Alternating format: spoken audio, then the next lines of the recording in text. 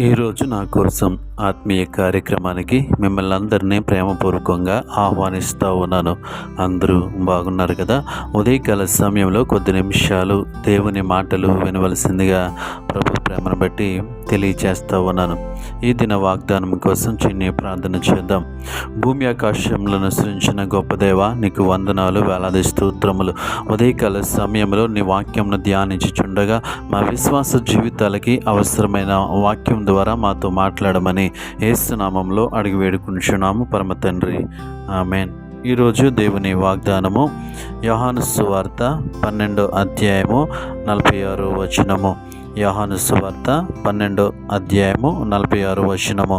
నా యందు విశ్వాసముంచువాడు చీకటిలో నిలిచి ఉండకుండునట్లు నేను ఈ లోకమునకు వెలుగుగా వచ్చి ఉన్నాను.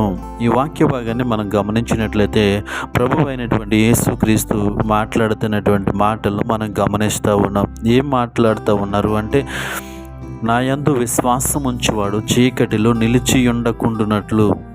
దేవుని యందు ఎవరైతే విశ్వాసం ఉంచుతారో వాళ్ళు ఎక్కడ నిలిచి ఉండరు అంటే చీకటిలో నిలిచి ఉండరు.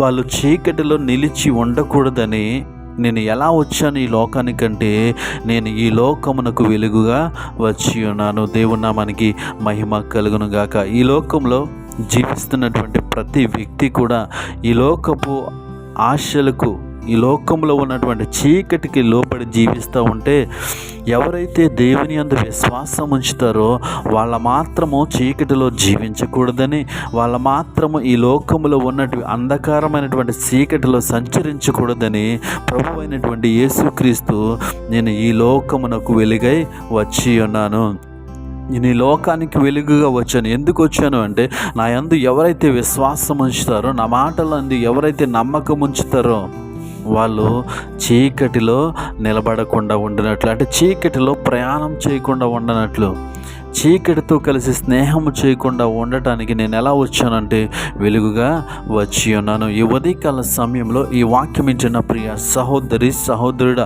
ఈ లోకంలో మనం జీవిస్తూ ఉన్నప్పుడు మనము ఏ చీకటిలో జీవిస్తూ ఉన్నాం, మనం ఉన్నటువంటి చీకటి ఏదైతే ఉందో ఆ చీకటిలో మనం ఉండకుండా ఉండాలి అంటే మనం ఏం చేయాలంటే దేవుని యందు విశ్వాసం ఉంచాలి. దేవుని నామానికి మహిమ కలుగును గాక.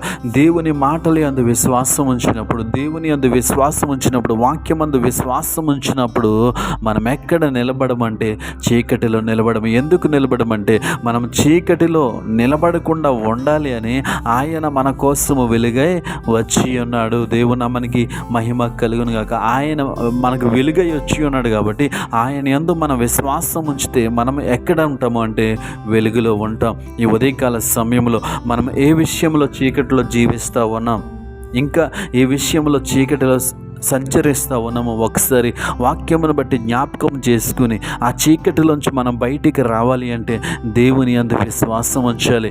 ఆయన మాటల యందు మనం విశ్వాసం ఉంచాలి. ఎప్పుడైతే ఆయన మాటల యందు విశ్వాసం ఉంచుతామో, ఎప్పుడైతే ఆయన యందు విశ్వాసం ఉంచుతామో మనము చీకటిలో నిలబడలేము, ఆయన వెలుగులో జీవిస్తూ ఉంటాం. కాబట్టి ఈ ఉదయకాల సమయంలో నీ జీవితంలో, నా జీవితంలో ఎలాంటి చీకటిలు ఇంకా కనిపిస్తూ ఉన్నాయి, ఎలాంటి చీకటిలు ఇంకా మన మీద ఆధిపత్యం చెలాయిస్తూ ఉన్నాయి, ఆ చీకటిలోంచి మనం బయటికి రావాలి అంటే మనం చేయవలసిన పని ఒకటి, దేవుని యందు విశ్వాసం ఉంచాలి. ఎవరైతే దేవుని యందు విశ్వాసం ఉంచుతారో వాళ్ళు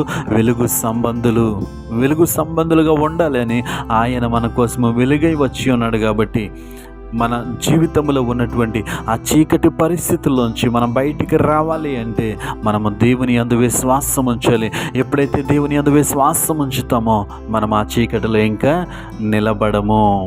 కాబట్టి ఈ ఉదయకాల సమయంలో ఈ వాక్యం ద్వారా మనము విశ్వాసము తెచ్చుకొని, వాక్యం ద్వారా నమ్మకము తెచ్చుకొని మనం జీవిస్తున్నటువంటి మన కుటుంబాల్లో, మన జీవితాల్లో ఉన్నటువంటి ఆ చీకటిలోంచి మనం బయటికి రావాలని ఆశపడినట్లయితే దేవుని యందు విశ్వాసం ఉంచి ఆ విశ్వాసము ద్వారా ఆ చీకటిలోంచి మనం బయటికి రాగలమన్నటువంటి ఒక నమ్మకము, ఒక విశ్వాసాన్ని కలిగి మనం ప్రార్థించినట్లయితే దేవుడు ఆ చీకటిలోంచి మనల్ని వెలుగులోనికి తీసుకొస్తాడు.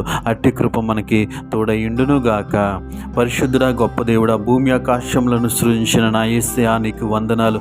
నీ వాక్యం ద్వారా మాతో మాట్లాడు. అవును ప్రభా, మా జీవితాల్లో ఉన్నటువంటి ఆ యొక్క చీకటిలోంచి, మా బ్రతుకుల్లో ఉన్నటువంటి ఆ చీకటిలోంచి బయటికి రావాలి అంటే నీ అందు విశ్వాసం ఉంచాలి అన్న. అవును ప్రభా, నీ అందు విశ్వాసం ఉంచి, నీ మాటలు ఎందు నమ్మకం ఉంచి వెలుగులో మేము జీవించే కృపను మాకు దయచేయమని యేసు నామములో ప్రార్థిస్తున్నాము తండ్రి.